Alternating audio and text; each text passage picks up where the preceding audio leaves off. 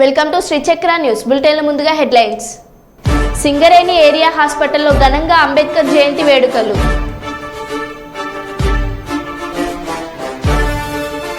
ఖమ్మం వైరాలో మంత్రి పొంగులేటి సమావేశం.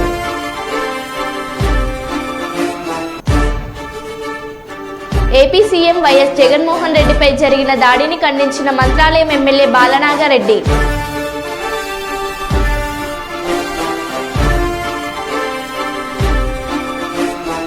లబ్బాయిక్ హాస్ సొసైటీ ఆధ్వర్యంలో హాస్య యాత్రికులకు శిక్షణ.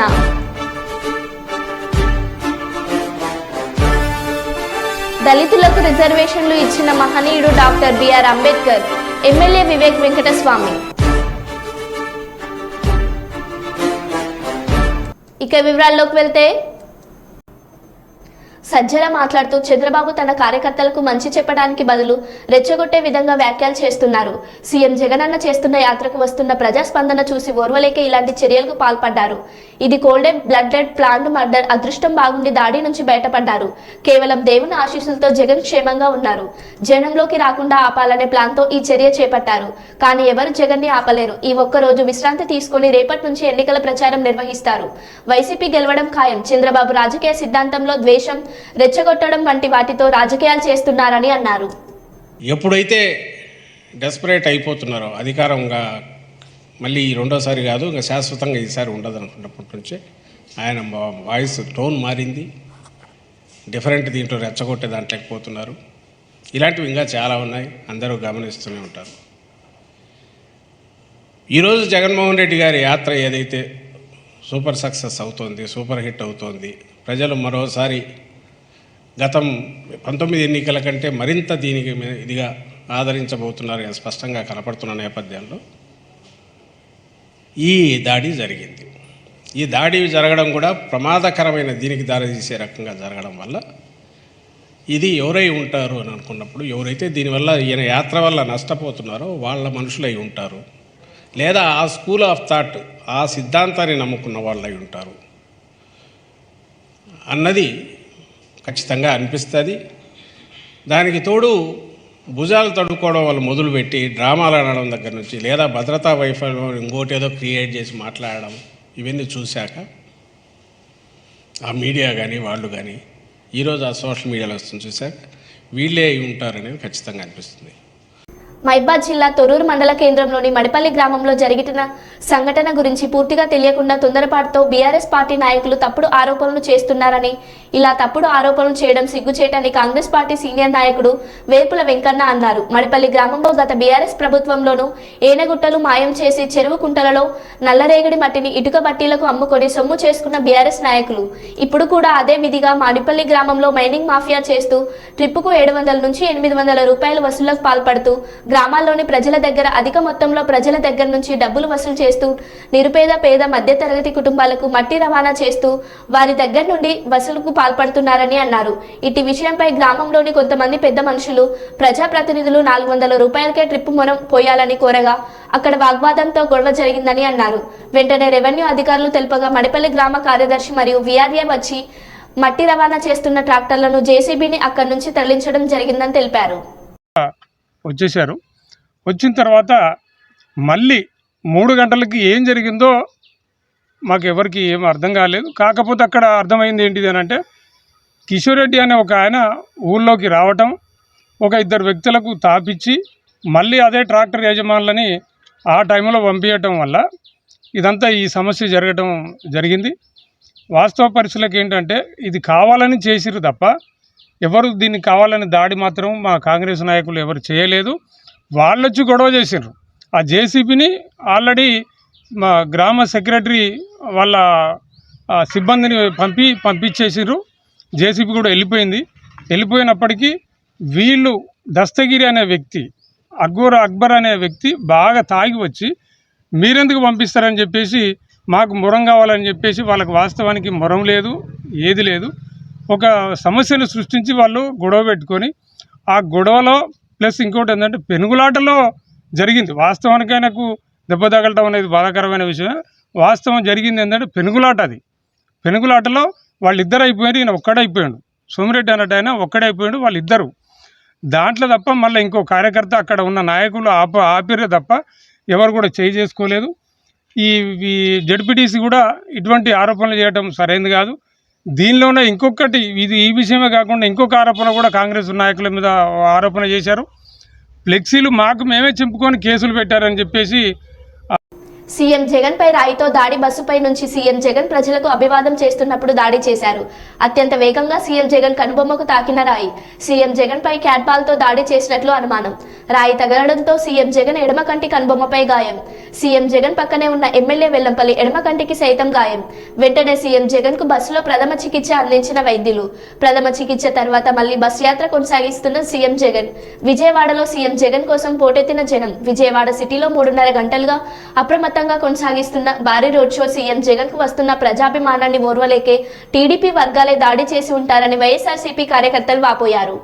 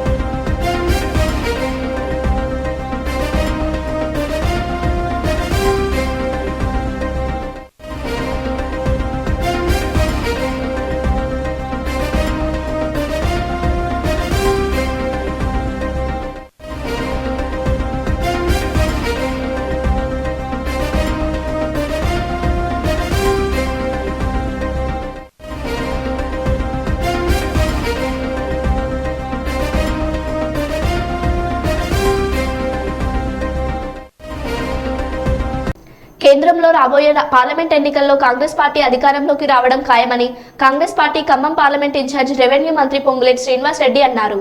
ఈ సందర్భంగా పొంగులేటి శ్రీనివాస్ మాట్లాడుతూ కేంద్రంలో కాంగ్రెస్ పార్టీ అధికారం చేపట్టడం ఖాయమని అన్నారు. రాహుల్ గాంధీని ప్రధాని చేసేందుకు కాంగ్రెస్ పార్టీ కార్యకర్తలు నాయకులకు కష్టపడాలని కోరారు. కేంద్రంలో బీజేపీ ప్రభుత్వం కులాలను మతాలను రెచ్చగొట్టి రామ మందిరం పేరుతో 2 సార్లు అధికారం చేపట్టింది. బీజేపీకి చర్మగీతం పాడాలని కోరారు. బీఆర్ఎస్ ప్రభుత్వం హయాంలో తెలంగాణ రాష్ట్రాన్ని అప్పుల పాలు రాష్ట్రంగా మార్చింది. తెలంగాణ రాష్ట్రంలో కాంగ్రెస్ పార్టీ ఇచ్చిన గ్యారంటీ పథకాలను ఇప్పటికే 5 అమలు చేసింది. కాంగ్రెస్ పార్టీ నేతలు పథకాలపై విస్తృత ప్రచారం చేయాలి. గత ప్రభుత్వంలో అధికారం చేపట్టిన మంత్రులు సైన్యం భూకబ్జాలకు పాల్పడ్డారు. వారికి తగిన శాస్తి చూపిస్తామని హెచ్చరించారు. అన్ని పార్లమెంటు స్థానాల్లో కాంగ్రెస్ అభ్యర్థులు గెలుపు ఖాయమని అన్నారు.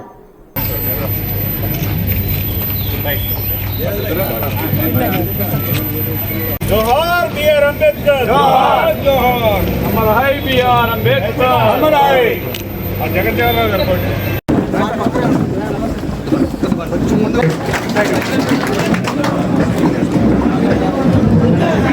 దయచేసి అందరి ఎదగకుండా ప్రతి ఒక్కరికి భోజనం ఉన్నది. ఎవరో ఏమంటూ దయచేసి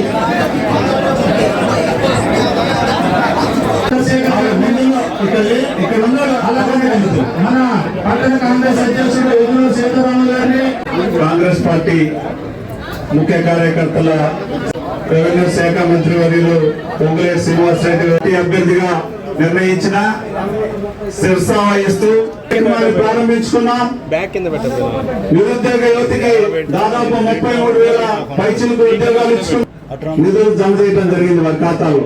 ఈ రకంగా అనేక కార్యక్రమాలు చేస్తున్నటువంటి కాంగ్రెస్ పార్టీ రానున్న కాలంలో ఏ కార్యక్రమాలు ఏవైతే కూడా రాహుల్ గాంధీ గారు ప్రధానమంత్రి అయ్యే పార్లమెంట్ సెగ్మెంట్ శ్రీనివాస్ రెడ్డి గారికి దానికి ఇన్ఛార్జ్ కావటం మన అదృష్టం.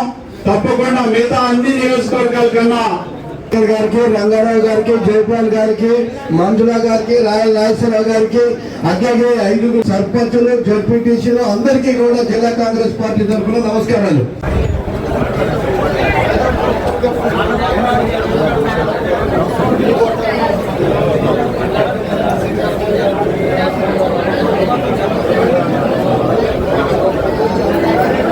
పాత వాళ్ళు కూడా కలిపి కన్విన్స్ చేసుకుందాం. ఎందుకంటే పార్లమెంట్ ఎన్నికల తర్వాత స్థానిక ఎన్నికలు వస్తాయి కాబట్టి అందరం కూడా ఏదైతే కేసీఆర్ మనం కాంగ్రెస్ పార్టీని అన్యాయం చేసిండో అదే విధంగా మనం అందరం కూడా పాత శాత అందరం కలిసికట్టులో ఉండి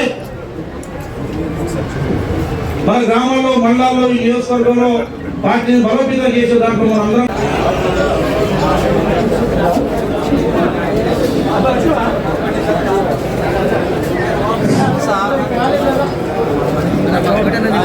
కోఆర్డినేషన్ కమిటీకి చెప్పారు పెద్దలు మనకి శ్రీనివాసరెడ్డి గారే.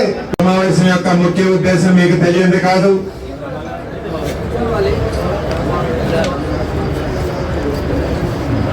వచ్చే నెల 13వ తారీఖు నాడు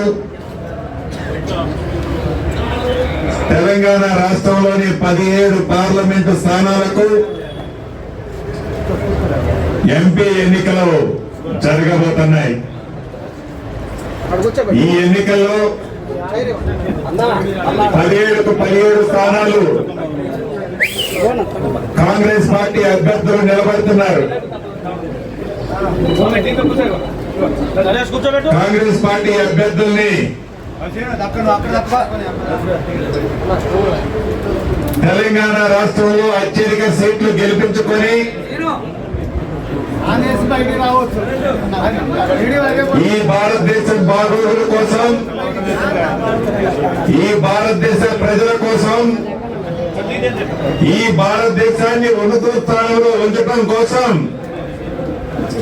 ఏదైతే ఆనాడు శ్రీమతి ఇందిరాగాంధీ గారు, రాజీవ్ గాంధీ గారు మనందరి కోసం, కాంగ్రెస్ పార్టీ కోసం, భారతదేశ ప్రజల కోసం ప్రాణాలు అర్పించిన సంగతి మీకు తెలుసు. రాజీవ్ గాంధీ గారు చనిపోయిన తర్వాత కాంగ్రెస్ పార్టీలో శ్రీమతి సోనియా గాంధీ గారు 2 బిడ్డల్ని సంకనేసుకొని భారతదేశ ప్రజల కోసం ప్రతి రాష్ట్రాన్ని, ప్రతి నియోజకవర్గాన్ని తిరిగి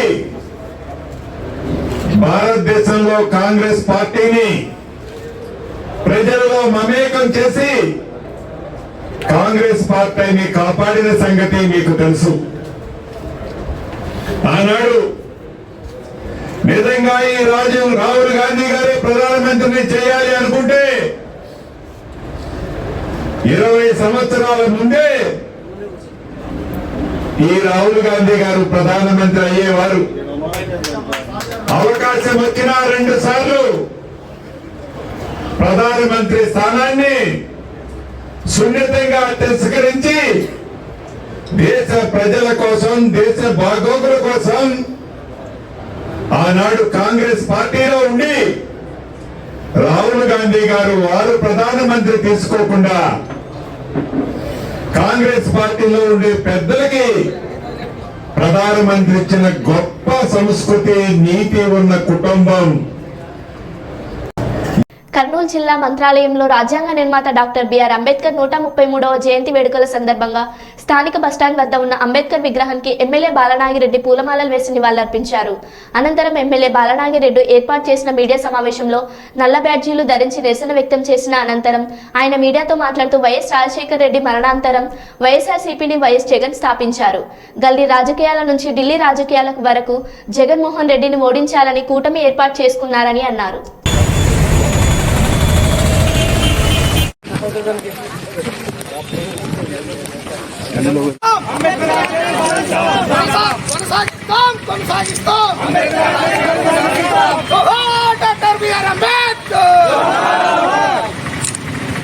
వైఎస్ఆర్సీపీ స్థాపించిన గల్లీ రాజకీయాలని ఢిల్లీ రాజకీయాల వరకు జగన్మోహన్ రెడ్డిని ఓడించాలని కుట్ర ఏర్పాటు చేస్తున్నారు.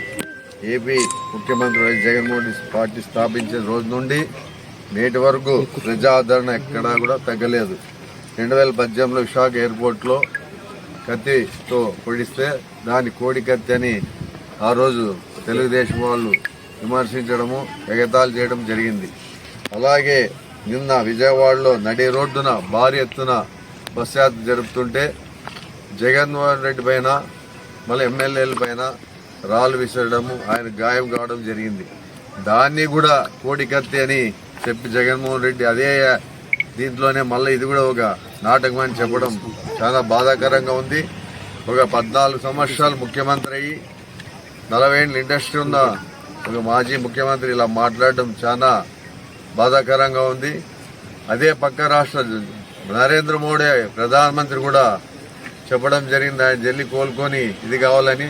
పక్క రాష్ట్రాలు ఉన్న ముఖ్యమంత్రులు అలాగే కేటీఆర్ వాళ్ళు అందరూ ప్రతి ఒక్కరూ ఆయన జల్లి కోలుకొని ఆయన బాగుండాలని ఆలోచన చేశాడు. అయినా జగన్మోహన్ రెడ్డి బస్ యాత్ర మాత్రం నిలబెట్టే పరిస్థితి లేదని ఇమీడియట్గా హాస్పిటల్పై ట్రీట్మెంట్ తీసుకుని మళ్ళీ బస్ యాత్ర మొదలు పెట్టడం జరిగింది.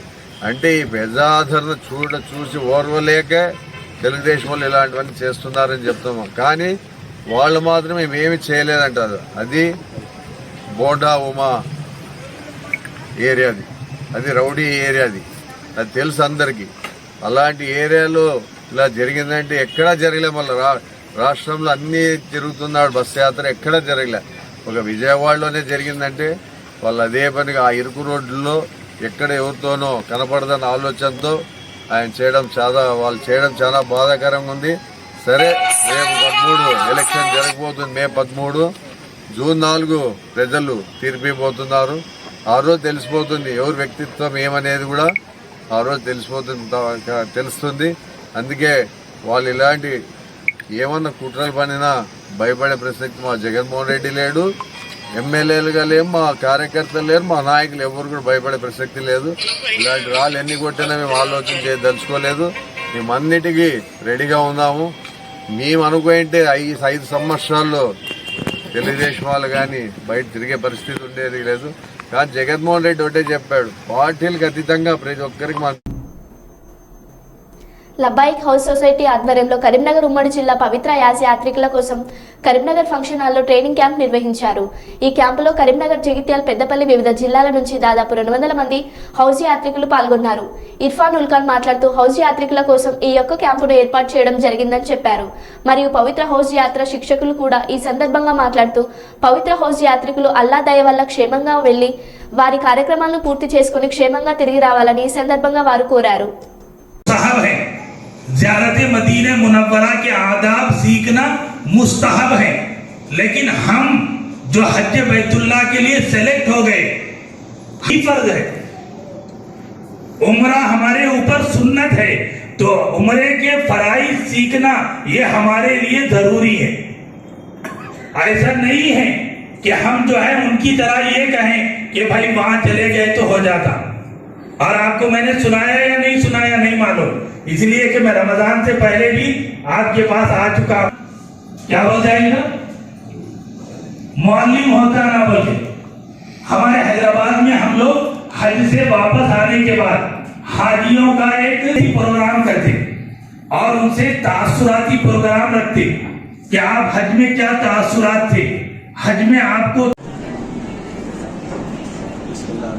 अल्हम्दुलिल्लाह आज लब्बाइक हज सोसाइटी का तीसरा हज तरबेती कैंप करीमनगर फंक्शन हॉल में रखा गया, जिसमें मेहमान खुसूसी मौलाना नियाज़ अहमद नदवी साहब लखनऊ से और मास्टर ट्रेनर मुफ्ती आसिफुद्दीन नदवी साहब जो हैदराबाद से यहाँ पर आके पावर पॉइंट प्रेजेंटेशन के ज़रिए LED स्क्रीन पे जो सो हाजियों को बताया गया है तफसीलात। और इस हज तरबेती कैंप में मदीना मुनव्वरा और मक्का और उम्रे के ताल्लुक़ से और हज सुविधा ऐप के बारे में और जो सो लॉजिस्टिक के बारे में और इमिग्रेशंस के बारे में तफसीलात जो सो यहाँ पर बताए गए। अल्हम्दुलिल्लाह इस प्रोग्राम में तकरीबन करीमनगर और पेद्दापल्ली डिस्ट्रिक्ट के तकरीबन 150 हाजी यहाँ पर हाजिर हुए हैं।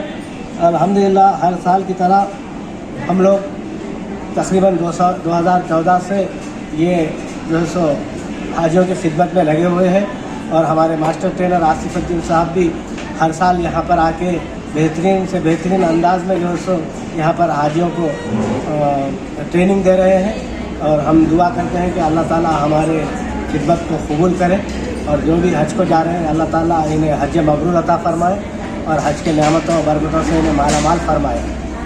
भाई सैयद इरफानुल हक लब्बैक हज सोसाइटी प्रेसिडेंट करीमनगर। अल्हम्दुलिल्लाह लब्बैक हज सोसाइटी करीमनगर के ज़ेर एहतमाम करीमनगर एसी फंक्शन हॉल में एक रोज़ा तरबियती प्रोग्राम में हाज़िरी का मौका मिला। अल्हम्दुलिल्लाह पावर पॉइंट प्रेजेंटेशन के ज़रिए हाजियों को ज़ियारत मदीना मुनव्वरा के आदाब और मामूलात और इसी तरीके से उम्रे का तरीक़ा और हज के 5 दिन की तफसीली रहनुमाई की गई।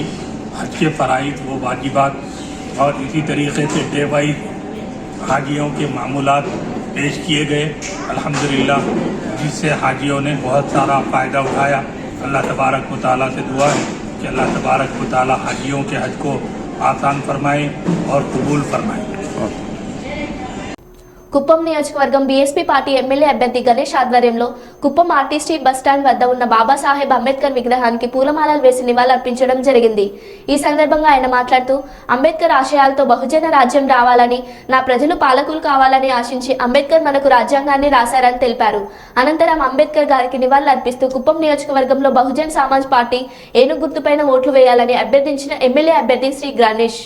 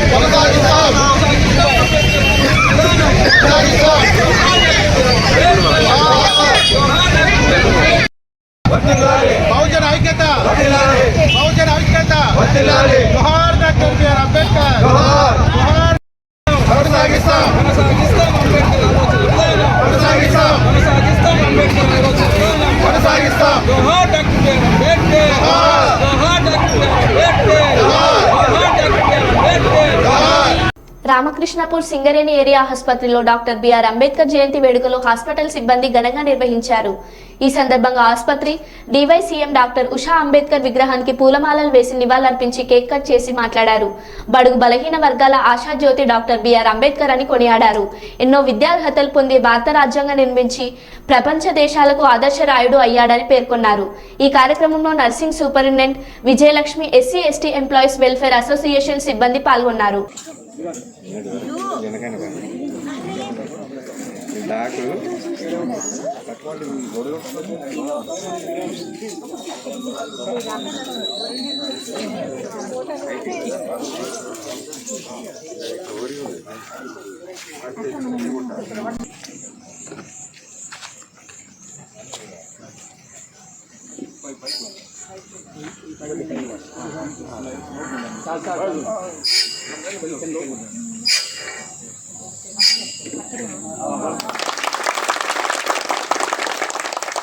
बाबा साहेब बी आर अंबेडकर गार की बोलो, बाबा साहेब बी आर अंबेडकर गार की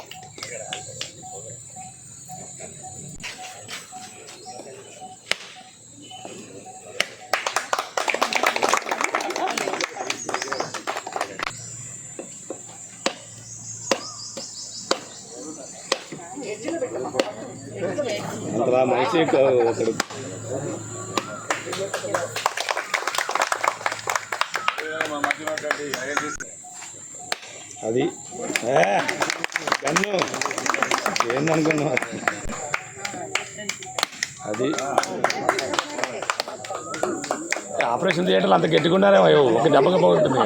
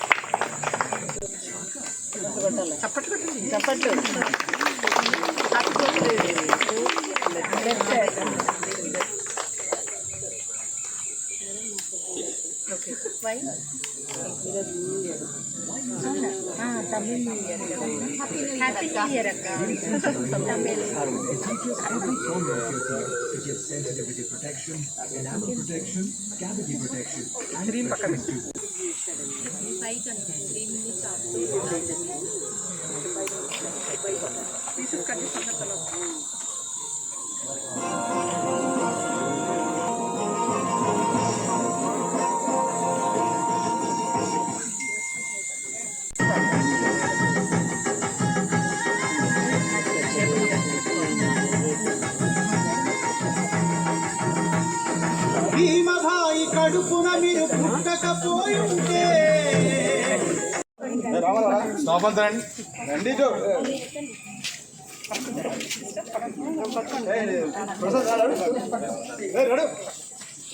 కర్నూలు నగరంలోని 48వ వార్డు రోజా వీధితో పాటు ఆయా ప్రాంతాల్లో ఎన్నికల ప్రచారాన్ని కర్నూలు నియోజకవర్గ అభ్యర్థి ఇంతియాజ్ చేశారు. వైఎస్ఆర్సీపీ కర్నూలు అభ్యర్థి ఇంతియాజ్ బాషా మాట్లాడుతూ నాయకుల సహకారం, ప్రజల ఆదరణ ఎంతో ఉందని గెలుపు ఖాయమన్నారు. కర్నూలు మాజీ ఎమ్మెల్యే ఎస్వి మోహన్ రెడ్డి మాట్లాడుతూ వైఎస్ఆర్సీపీ అభ్యర్థి ఇంతియాజ్ గెలుపు ఖాయమని, నిరంతరమైన వెంట ఉండి గెలిచే వరకు విశ్రమించమని గంటపదంగా చెప్పారు.